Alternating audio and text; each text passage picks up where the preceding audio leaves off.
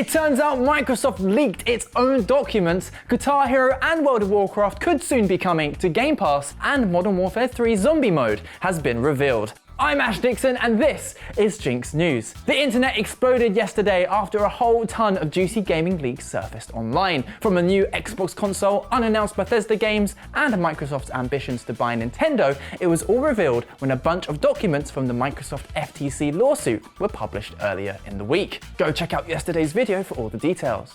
And with so much information suddenly being made public, there was a big question around how the hell this happened. Well, it turns out it was Microsoft. And we know due to a new filing by Judge Jacqueline Scott Corley yesterday. In it, she says the court ordered the Federal Trade Commission and Microsoft to provide the court with a secure cloud link to trial exhibits with redactions that met the court's recent orders. Well, Microsoft provided a link and the court went ahead and uploaded the exhibits. But it turns out those documents weren't all redacted and the exhibits contained non-public information. Well, the court swiftly removed them, but not before literally everyone everywhere had seen them. And now the FTC and Microsoft must resubmit their trial exhibits this week. Although this time they'll also have to file a signed certification confirming that, they actually checked what they're uploading this time. And look, we're all human, mistakes happen. But considering how many internal company secrets were revealed yesterday, this is surely one of the biggest tech leaks that's ever happened. And I can't help but imagine that someone over in the Microsoft's legal team is having a rather bad week. While we covered the majority of the leaks on yesterday's show, there's one slide in particular that's making the rounds. That's because it looks like Microsoft plans to add advertising to some of Activision Blizzard's free-to-play games. Overall, the document seems to outline 3 main revenue streams going forward and where certain products divide up between them. First of all, they plan to continue accelerating Game Pass subscriptions across console and PC. They're set to create a universal Xbox storefront that extends across Activision, Blizzard, and King titles. And finally, this one is getting quite a lot of attention, the plan to integrate advertising into their free-to-play games. There's only 3 titles listed, and while Candy Crush is a mobile game, so this is kind of expected, people are worried what this means for Call of Duty Mobile and Hearthstone. Additionally, who knows what other games might be added to the list later down the line. But while most people are talking about advertising, I'd just like to turn everyone's attention to the Game Pass section, because down on that list is Guitar Hero. Now, I don't know about you, but I loved that franchise well before they completely oversaturated the market and killed the genre. And I know that they tried to revamp it with Guitar Hero Live, but I just didn't vibe with that new controller. Plus, I was always a sucker for the drums. In fact, I'm currently trying to learn the drums just by playing Guitar Hero, and we'll have a video on that later down the line. But anyway, a new Guitar Hero included with Game Pass sounds like a dream, especially if it's continually being updated with new songs and content. And that's not the only intriguing thing about the slide, because down at the bottom is World of Warcraft, leading everyone to collectively ask, WoW in Game Pass? Which, as someone that likes to dip my toes into Azeroth every couple of years, not having to pay a separate subscription fee sounds sick. In fact, I'd definitely check out the game more regularly if that were the case. As always, I'm keen to know your thoughts. What do you think is the most exciting Microsoft leak? It appears as though Microsoft completely misjudged Baldur's Gate 3, very badly. In a leaked email from last year, Xbox boss Phil Spencer shared the company's assessments of a dozen or so upcoming games, and in this list was a column titled Wow Factor. EA's Jedi Survivor and Warner Bros. Suicide Squad were ranked as very high and high, respectively. Wait, Suicide was high?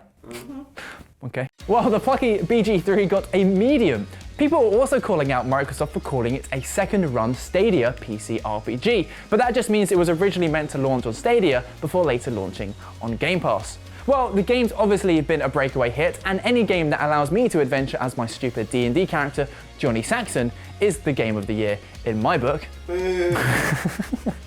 And to be fair, even Larian has been surprised by just how much of a critical and commercial success Baldur's Gate has been. But come on now, this is Larian. We all know it was going to provide at least high amounts of wow. The protests against Unity are gaining steam. As we mentioned a couple of days ago, the development platform has backtracked on their plans to add new fees for developers, but as they're yet to clarify what that actually entails, a rising number of devs are upping the pressure by signing a collective letter vowing to turn off Unity ads monetization. Last week, 16 studios had joined the boycott, but now that number has risen to over 500. Their open letter reads, "As a course of immediate action, our collective of game development companies is forced to turn off off all iron source and Unity ads monetization across our projects until these changes are reconsidered. And while Unity have apologized and are due to give devs an update imminently, the damage seems to have been done, with many devs already migrating to rival platforms like Godot.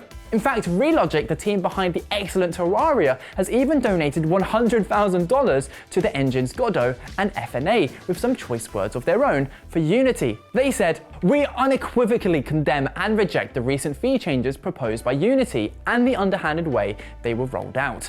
The flippant manner of which years of trust cultivated for Unity were cast aside for yet another way to squeeze publishers, studios and gamers is the saddest part. That this move was wholly unnecessary pushes things into the tragedy category. A cautionary tale the industry will not soon forget." Oh, when the devs of an adored game like Terraria call you out like that so publicly, you know that you f***ed up. We'll have to wait and see how Unity respond, but as of now, the number of studios joining the stampede is growing by the hour. The Zombies mode in Call of Duty Modern Warfare 3 has been revealed. Activision released a cinematic trailer last night and it's fair to say it's looking pretty tasty. Despite the main game being developed by Sledgehammer, this game mode is being made by zombie veterans Treyarch and people are getting excited. Not only is it the first Modern Warfare Zombies, but it's also open world and will involve multiple squads all fighting off hordes of undead at the same time. The whole thing is being described as a PvE extraction survival experience and it looks pretty damn fleshed out. The cinematic itself also features some familiar faces, with Warzone bad guy Viktor Sakayev securing himself a rather terrifying new chemical weapon, and tasked with putting down the undead hordes is Task Force 141, which features fan favourites like Soap and Ghost. Now there's always going to be trepidation about the whole thing, especially from those who hail the good old days of Nacht der Untoten. But don't worry, I'm sure you'll be convinced by the zombie ghost operator skin that was awkwardly thrown in at the end. And that's the show. Like and subscribe for your daily dose of gaming news. Check out yesterday's video, it's not there, it's here, for the download on all the leaks, and we'll see you tomorrow.